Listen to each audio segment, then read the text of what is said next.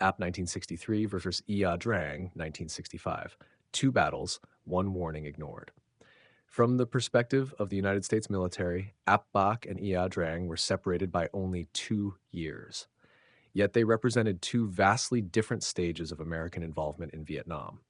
One was fought primarily by South Vietnamese forces with U.S. advisors watching closely. The other placed American soldiers at the center of the battlefield. But when examined side by side, these battles reveal a disturbing continuity, not in tactics but in misunderstanding. Ap Bac was a warning, Ia Drang was confirmation. At Ap Bac in January 1963, the United States was still officially a supporting actor. American officers advised, observed, and reported, but South Vietnamese units executed the operation. The battle unfolded during a period when Washington believed the conflict could be managed with limited exposure.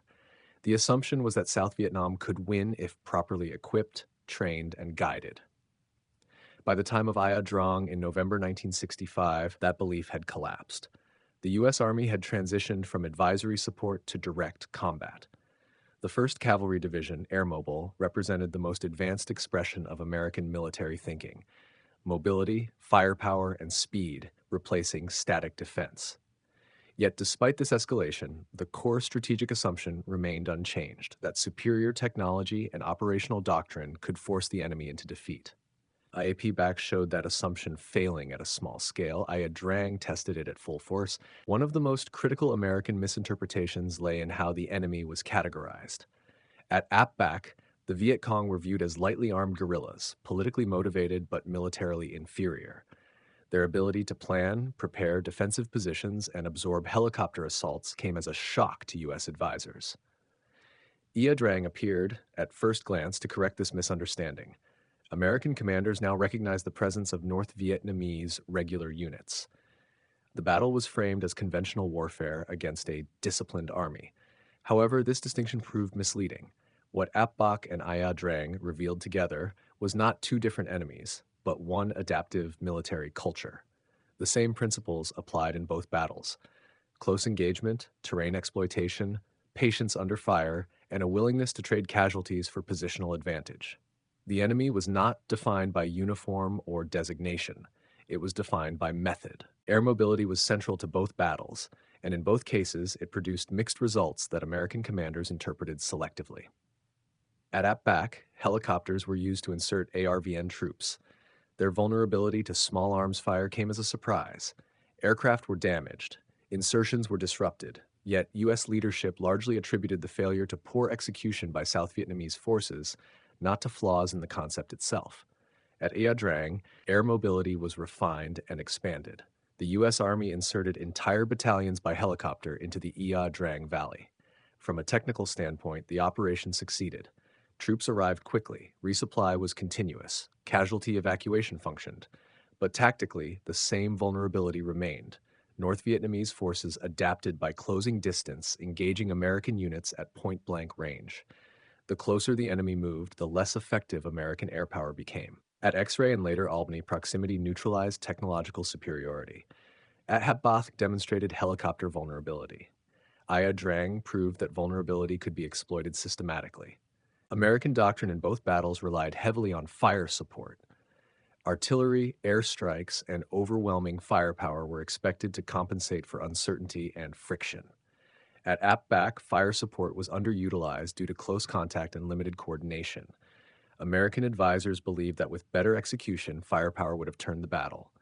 At Ia Drang, firepower was used extensively. Artillery and airstrikes inflicted severe casualties on North Vietnamese units.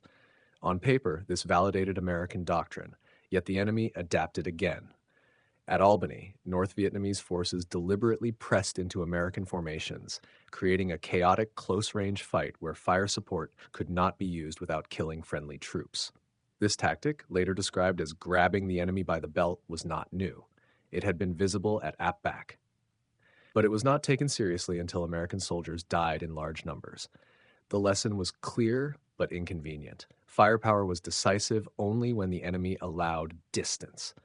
A determined opponent could take that advantage away. Both battles exposed the limits of command and control in complex terrain.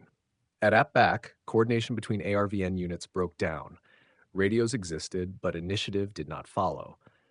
American advisors saw hesitation and interpreted it as a training failure.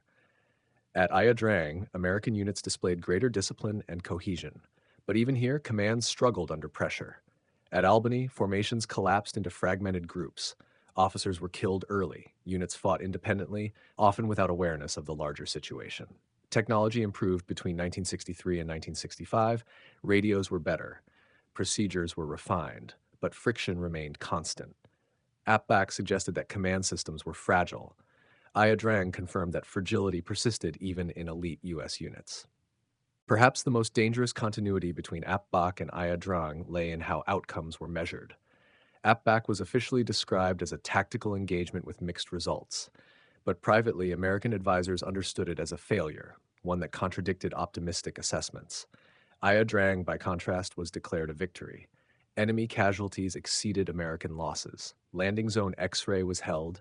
The numbers supported success, but numbers masked meaning. The enemy had chosen when to fight and when to disengage. They tested American tactics, learned from them, and withdrew largely intact as a fighting force. This mirrored Ap Bac, where Viet Cong units also withdrew after proving their point. In both cases, the enemy achieved strategic success by surviving. Ap Bac damaged American confidence in South Vietnamese forces.